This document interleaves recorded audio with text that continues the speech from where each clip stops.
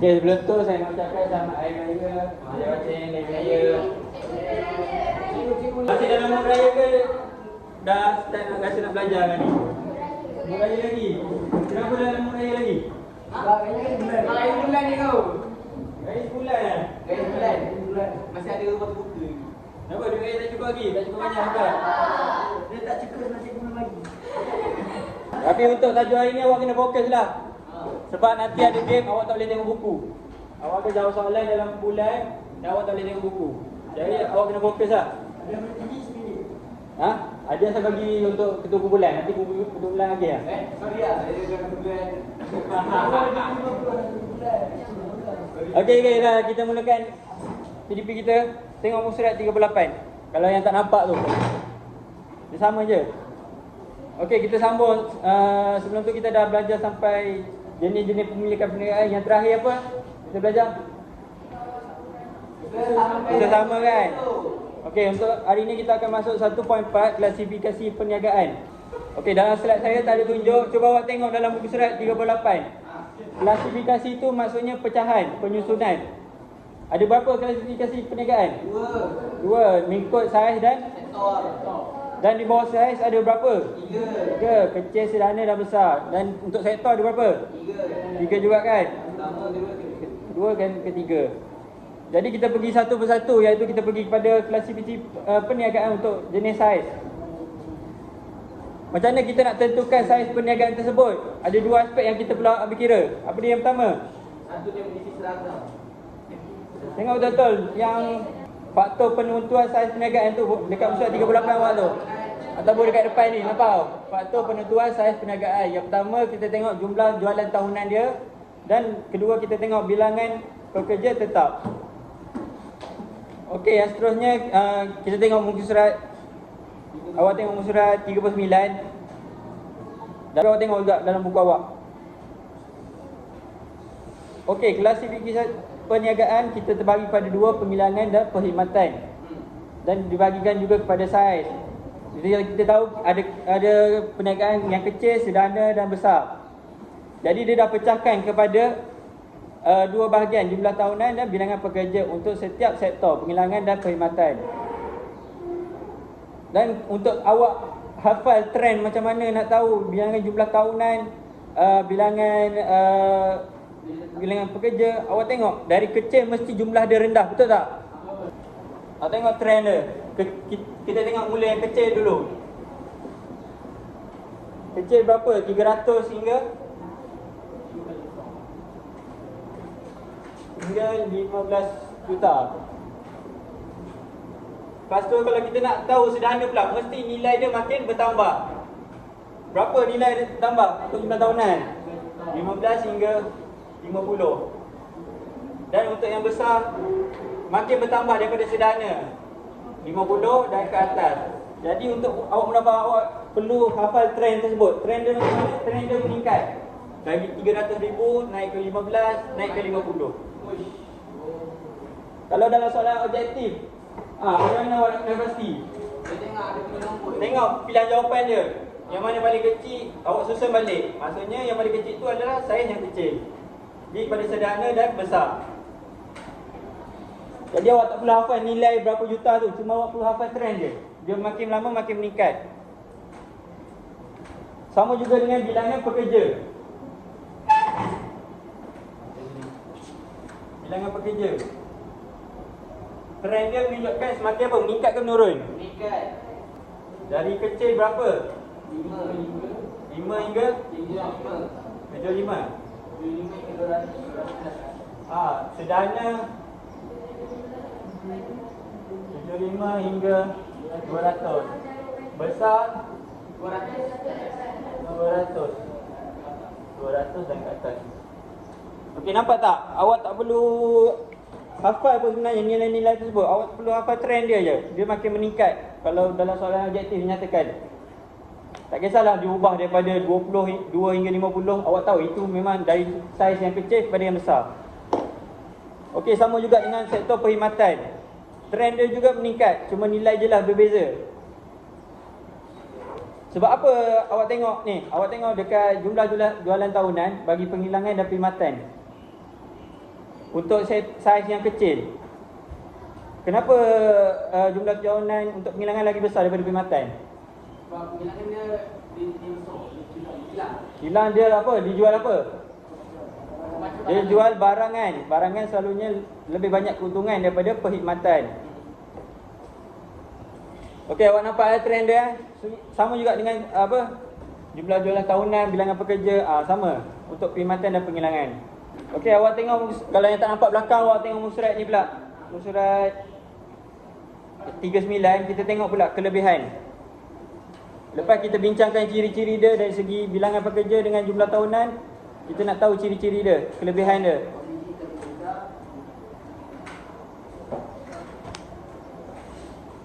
Ciri-ciri dia awak pernah nampak tak sebelum ni? Cost of hair kecil apa semua kat mana kita belajar? Dia ni pemilikan perniagaan, betul tak? Contoh apa yang cost of hair yang rendah? Pemilikan perniagaan apa? Apa yang mula-mula kita belajar? Milikan tunggal kan? Milikan tunggal dan perkongsian. Itu adalah saiz kecil. Jadi untuk saiz kecil awak dah boleh jimat masa awak untuk hafal.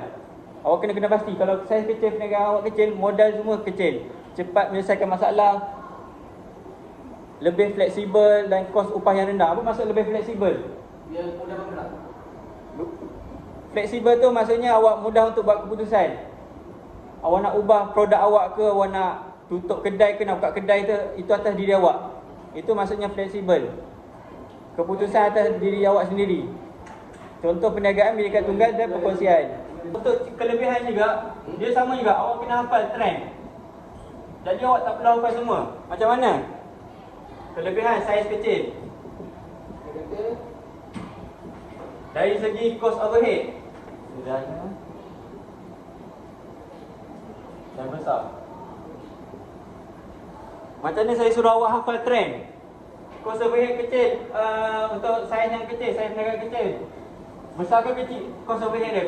Kecil. Kos pengurusan kecil kan? Jadi awak buat sini lah, kecil lah. Sederhana. Dia sedang. Dia masih kecil lagi. Dan besar, cost overhead dia tinggi. Ataupun ini rendah, kurang dia.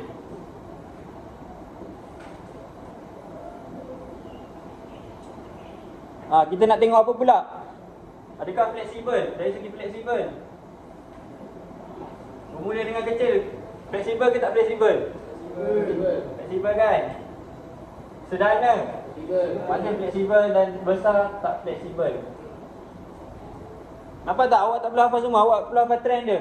Mula-mula dari fleksibel pada yang besar, dia akan jadi rumit, susah, modal tinggi. Itu je beza dia. Okey, untuk kekurangan awak buka surat 40. Untuk yang kecil, apa yang pertama? Kekurangan dia? Kos pengeluaran tinggi. Sebab tidak dapat menikmati ekonomi bilangan. Apa maksud ekonomi bilangan? Saya dah terangkan kelas sebelum ni. Untuk kekurangan ekonomi bilangan maksudnya awak dapat menjimatkan kos sebanyak yang mungkin. Bagaimana? Dengan awak guna teknologi, awak ada pekerja yang mahir, itu maksudnya ekonomi bilangan, menikmati ekonomi bilangan. Awak dapat menghasilkan produk yang berkualiti. Untuk saiz kecil, agak-agak dia dapat tak ekonomi bilangan? Dapat. Kecil. Tak. Dia ada guna teknologi, perniagaan dia macam mana? Kecil je kan? Mestinya dia tak guna teknologi dan pekerja dia tak mahir, jadi tak dapat menikmati ekonomi bilangan. Kalau sederhana, dah boleh dapat ekonomi bilangan. Dan besar pun dapat juga. Sebab dia guna teknologi dan orang yang berkemahiran. Tengok, kita tengok pula perniagaan saiz sederhana. Contoh kelebihan dia apa? Mudah ditubuhkan, masih mudah ditubuhkan, fleksibel, semangat pasukan tinggi, pelaporan kewangan dirasakan. Antara kekurangan dia apa? Suka menyediakan latihan, suka untuk memajukan kerjaya dan wujud jurang hubungan. Kita buka surat 44 pula. Perniagaan saiz besar. Tengok kelebihan perniagaan saiz besar. Dia menikmati ekonomi bilangan. Sebab dia guna teknologi dan kepakaran. Dapat menguasai pasaran dan wujud pengkhususan. Antara kekurangan perniagaan besar apa dia? Agak-agak, kenapa perniagaan besar? ada kekurangan, ada kelemahan. Kurang berkomunikasi. Birokrasi tu apa? Banyak, perlu mendapat persetujuan daripada ahli pemegang saham. Kita perlu bermesyuarat nak lantik apa, nak buat keputusan. Itulah birokrasi. Polisi banyak peraturan dan mengalami risiko kerugian yang lebih besar. Antara cabaran dia adalah perniagaan bersaiz besar, ketidakpastian pengambilan pekerja, meningkatkan keuntungan tahunan dan peraturan perundangan kerajaan. Itulah cabaran dia. Awak tak boleh hafal semua, awak hafal 2 je.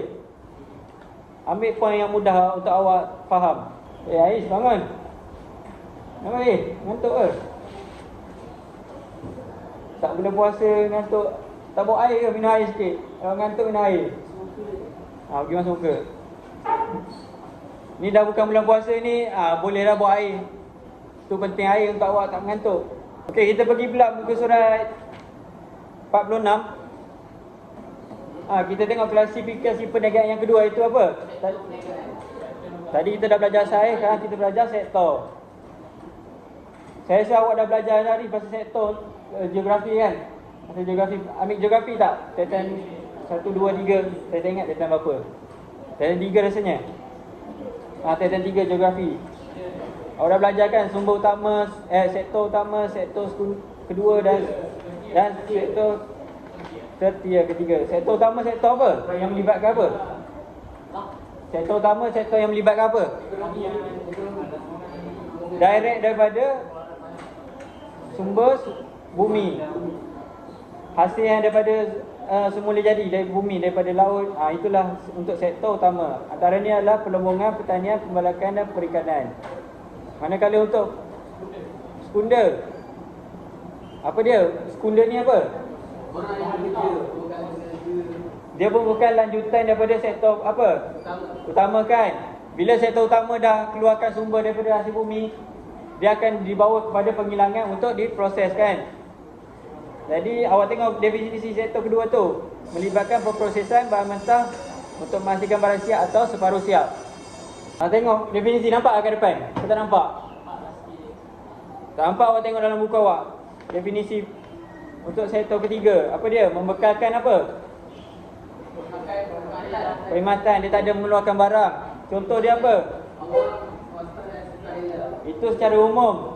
Saya nak khusus. Contoh dia, doktor, lagi apa? Polis, cikgu, itu tak menjual barang, itu menawarkan perkhidmatan. Itu di bawah apa? Perkhidmatan awam ke swasta? Untuk perkhidmatan swasta, doktor macam mana?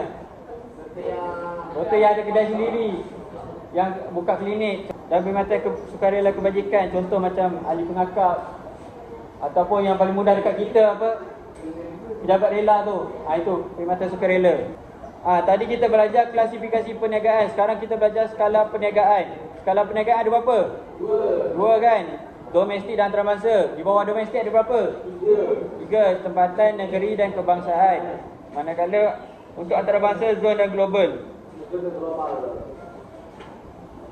Macam mana skala tempatan tu? Dia merangkumi kawasan mana? Kawasan dalam daerah saja. Contoh dalam kawasan Keratong ni ada satu je perniagaan ni kat luar. Itu dipanggil skala tempatan. Untuk skala negeri, macam mana dalam meliputi dalam negeri sahaja. Maksudnya perniagaan itu ada dalam negeri itu saja. Dan yang terakhir itu skala apa yang terakhir? Kebangsaan yang lebih besar kan. Skala kebangsaan ni meliputi apa? Seluruh negeri di Malaysia. Bukannya semua negeri, maksudnya lebih daripada 2 negeri. Maksudnya dia dah termasuk dalam bawah skala kebangsaan. Tengok contoh apa syarikat kat bawah tu, apa syarikat apa yang ditunjuk gambar tu? Roti Gardenia, betul tak? Kak faham ada roti Gardenia tak? Dekat Selangor ada tak rasa? Ada kan? Banyak tempat kan, senang cari. Jadi dia merujuk kepada skala kebangsaan. Awak tengok pula pasaran antarabangsa, skala zon dan skala global. Awak baca definisi skala zon tu, memberi fokus kepada kawasan-kawasan tertentu. Macam mana nak kaitkan dengan kawasan-kawasan tertentu untuk skala global, skala zon ni? Dia perniagaan dia dekat seluruh negara ada, tapi ada berbeza sikit cara pengurusan dia ataupun produk dia. Dia ikut tempat. Dia menyelesaikan apa? Saya bagi contoh ni lah. McDonald. McDonald dekat Dekat kita dah lemak tu. betul. McDonald dekat Malaysia Nasi lemak. dengan McDonald dekat India. India rasa ada McDonald tak? Ada kan? India peri-peri. Apa kat sini nasi lemak kan, sebab budaya kita kan nasi lemak. India makan apa? Pari-puri. Di sana dekat Pati ni. Pari-puri tu. Dia lebih kepada roti. Lagi satu, McDonald India. Dekat India tu. Kita tahu India ni tak makan apa? Daging. Tak makan daging kan? Jadi McDonald kat India dia tak tawarkan Daging. hidangan yang ada elemen daging. Jadi dia lebih kepada sayuran, roti dan sebagainya. Itu yang dimaksudkan dengan skala zon. Perniagaan dia berbeza untuk target dia. Sebab dia tak boleh nak jual daging. Contoh kalau dia jual daging kat India, ada orang nak beli tak? Tak ada, sebab tak ada orang makan kan. Sebab agama dia melarang makan daging. Okey, itu beza skala zon. Dan skala global ni yang lebih meluas. Contoh awak tengok dekat contoh bawah tu. Apa? Syarikat penerbangan, Mela Airlines, Kedah ada, Petronas ada, Tabung Haji. Dia ada aplikasi yang tersendiri dan ada menggunakan internet. Selalunya perkhidmatan dia dalam guna laman sosial. Okey, awak buka muka surat 52.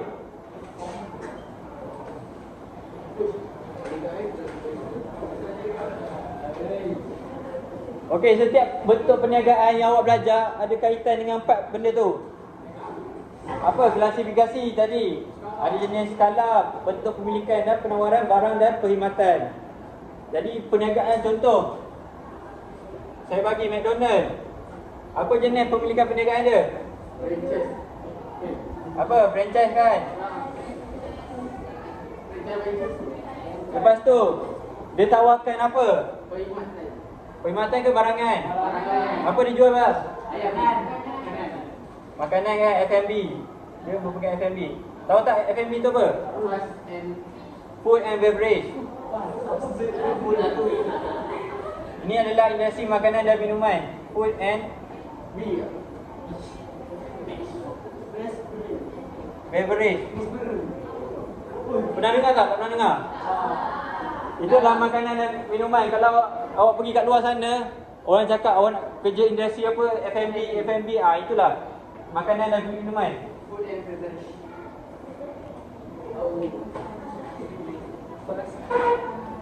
Klasifikasi. Kita nak klasifikasi dia dari segi apa? Saiz macam mana?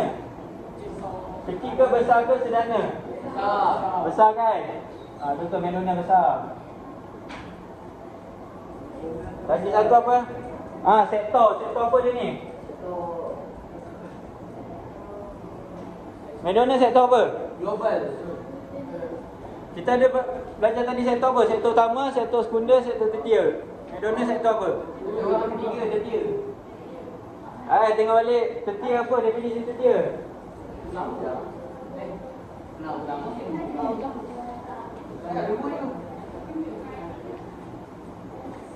McDonald adalah sektor kedua.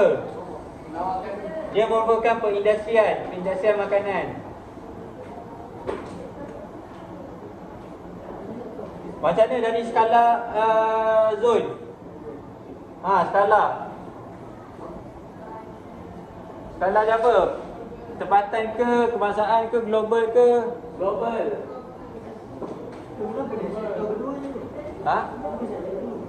Kenapa McDonald sektor kedua? Apa definisi sektor kedua? Dia proses apa? Ayam, makanan. Burger tu, daging burger tu sebelum diproses berbentuk burger, awak rasa dia proses tak benda tu? Dia bentuk-bentuk kan, dia potong-potong kan, dia cantik kan. Itulah maksud dia, memproses bahan mentah sama. Boleh faham? Dan skala macam mana pula McDonald ni? Skala global ni. Dia berskala global.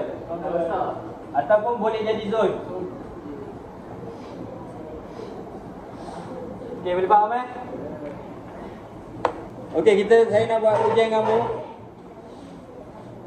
Ujian ni cuba awak duduk dalam kumpulan awak. Kalau tak cukup bagi sama rata. Awak nak buat kumpulan 3 orang boleh. 3 orang satu kumpulan. Okey, dah duduk dalam kumpulan dah? Mana nak kumpulan? 3 orang. Okey, awak nak baca dulu ke nak tidur? Baca dulu. Sebab tak ada tengok buku ni. Gas terus. Gas. Ada gas tu. Cepat, ada hadiah untuk game ni.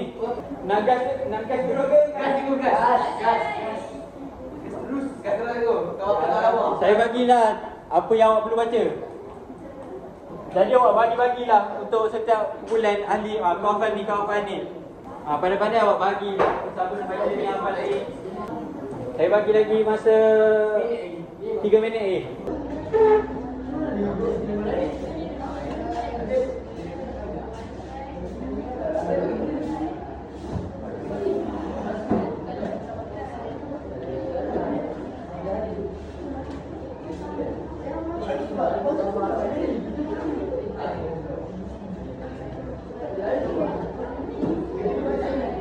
Ada 3 minit lagi.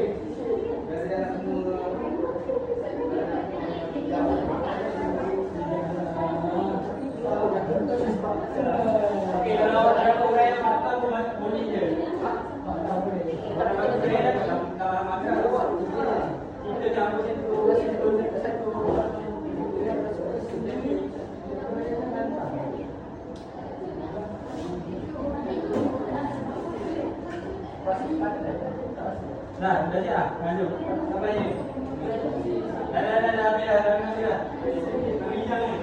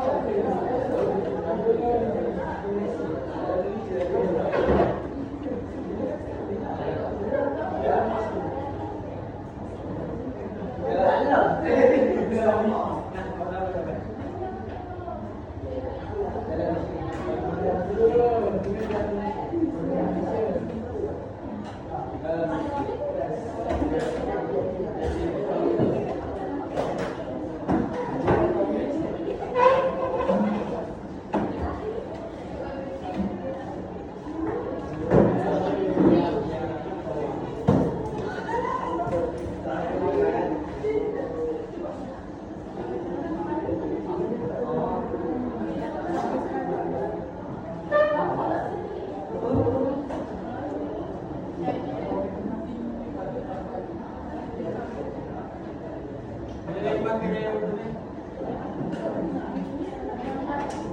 Ha?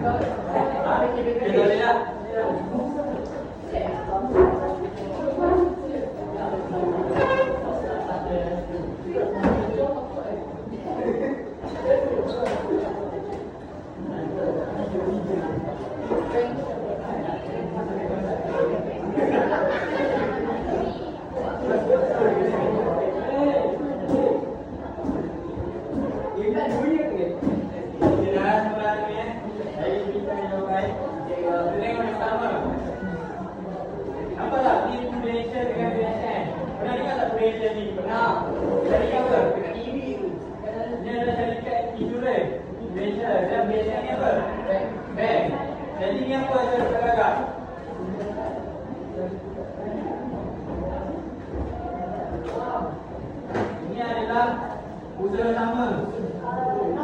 Usaha sama sebagai bisnes ini tulis. Ini salah. Saya perniagaan besar, okey betul. Sektor utama, betul ke sektor utama ni? Dia tidak ada. Sektor setia kan? Sebab dia menawarkan perkhidmatan. Dan skala kemasan. Betul. Okey, sekarang ni. Hai, saya tengok kali dah baca syarikat ni. Aku dah tahu. Tak ada dalam orang. Ini sepatutnya apa? Sendirian benar. Aku dah tahu.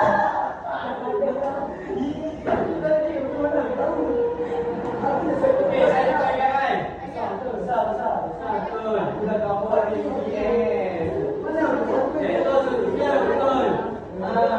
Proses saya baru tak okey, saya terima. Ada bayar.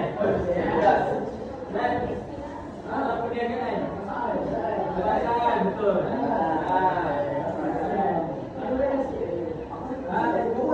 Okey, ada bayar sikit dalam Malaysia, betul.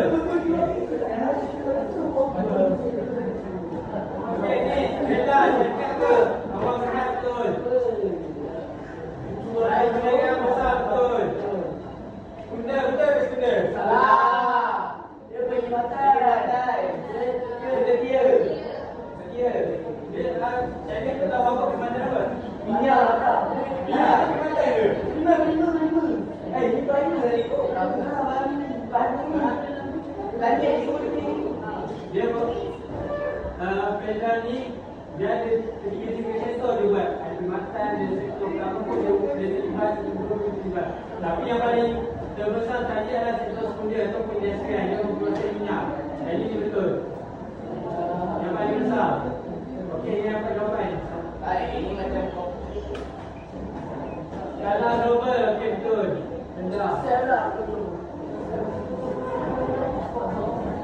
Okey, kongsian betul.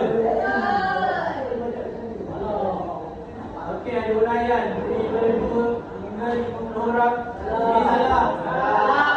Kongsian berapa? 2 hingga berapa? 2 hingga 20. Okey, uraian ini salah. Saya tengah-tengah.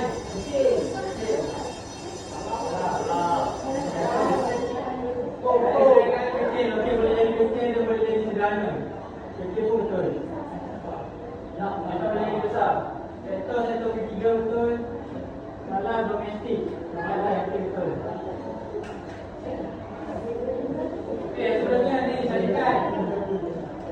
Juga awam betul. Ini sektor yang besar betul. Sektor kecil betul. Ini uraian awal ni salah. Kerana bukan yang tinggi.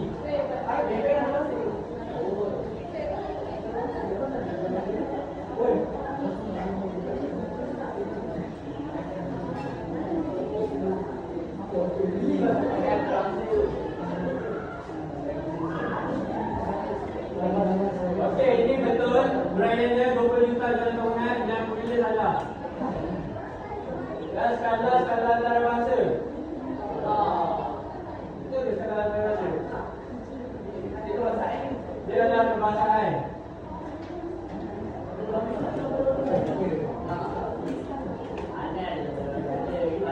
Okey, yang terakhir ni. Ini adalah syarikat perandungan atau perkhidmatan penginapan. Jadi dia sendiri cakap pula, jadi dia sendirian berhad. Saya perdagangan dia besar kecil. Dia adalah sederhana. Ini adalah sektor Perkhidmatan dunia. perkhidmatan setia betul. Skala dia adalah skala negeri. Contohnya macam dekat kanan Langkawi. Pusat sekian dekat Langkawi dia. Okey, boleh nampak yang mana yang betul banyak? Hitam. Ada betul. Okey, boleh dengar.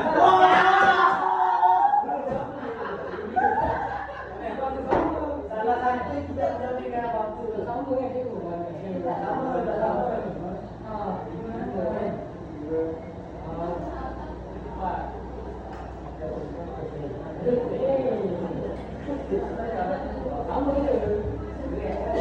Tapi kita orang boleh jawab. Kita orang berkaya tu. Kita boleh jawab. Kalau dekat lagi datang jawab tu. Kita orang minta kan.